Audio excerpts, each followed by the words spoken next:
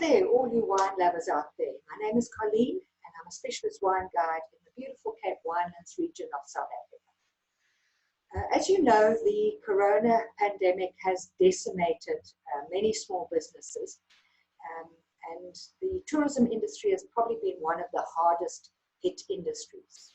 So this is when we have to start thinking out of the box, and the idea for virtual wine tours or virtual wine tastings came out of this needing to think out of the box a little bit.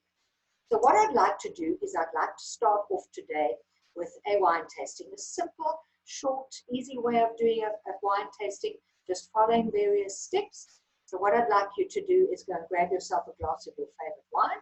I have a glass of very nice Chenin here that I'm going to be using to demonstrate, a piece of paper and a pen to take notes, and then we'll get going. So off you go and grab your wine. Little ones, if you want to join in, go and grab your favorite glass of juice and interact with us. Come in and have a fun time with your mum and dad.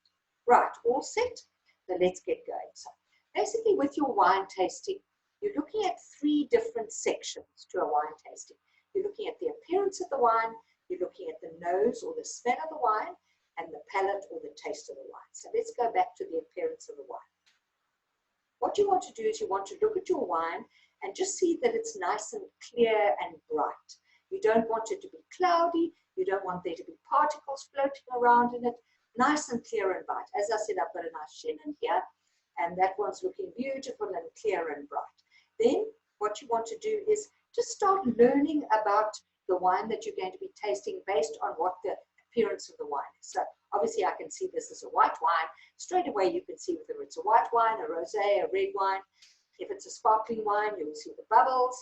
And then sometimes with your sweeter wines or your older, your aged white wines, they will tend to be a lot more golden and have more viscosity.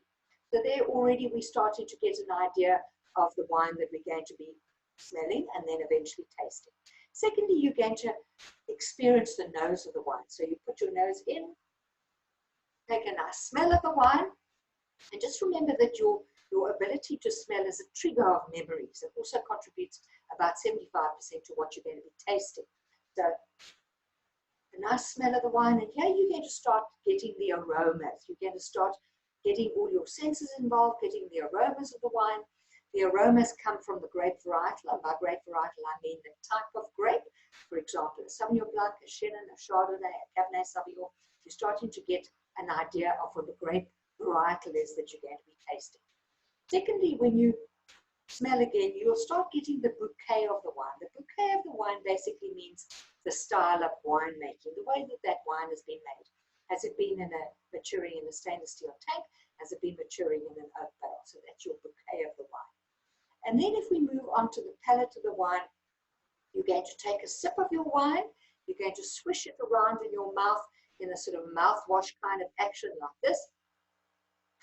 So what you're doing is you're getting those wine molecules to all of your taste buds. In the front we taste sweet, on the sides and the middle we taste salty and sourness, at the back we taste bitterness.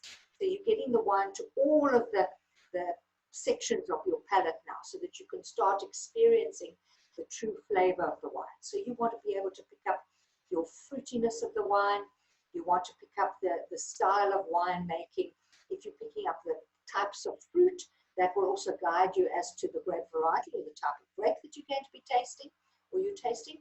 If you're starting to pick up an influence of vanilla, toastiness, caramel, smokiness, that sort of thing, that relates to the style of wine making. Has it been in a stainless steel tank? Has it been in an oak barrel? Your oak barrel will give you more of the vanilla, smoky, toasted caramel flavors to the wine, whereas with your fresh, young white wines, dry white wines, you tend to get more of a crispness. So here is where your acidity and your tannin comes in. When you taste your wine and you have this sort of sharpness, that's your acidity. It's a fresh, young, crisp, dry white wine.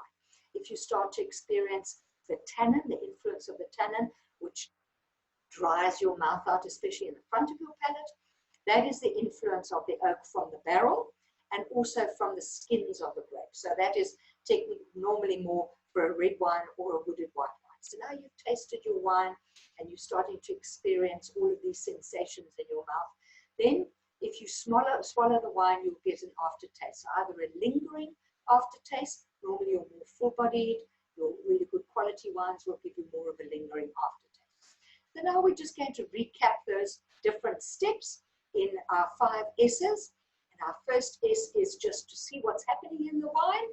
Our second is to just swirl it. You want to open those wine molecules, swirl the wine. The third one is to sniff your wine, get your aroma and your bouquet going. Fourth one is to take a sip of your wine. The fifth one is either to swallow or to spit out your wine. So 5 simple S's that will guide you in your wine tasting experience. So try this for yourself at home. Go through your 5 S's. And that's basically a simple way of conducting a wine tasting. We get into more detail later on through the wine glasses series that I'm presenting. We will go into a lot more complex things regarding wine, a little bit more education, but we want to try and keep it fun. So that's basically your first section. So what I want to say to everybody is stay safe, sanitize, wash your hands, and in this time of social distancing, if you can't hug a person, hug your wine bottle. Thanks everybody, bye.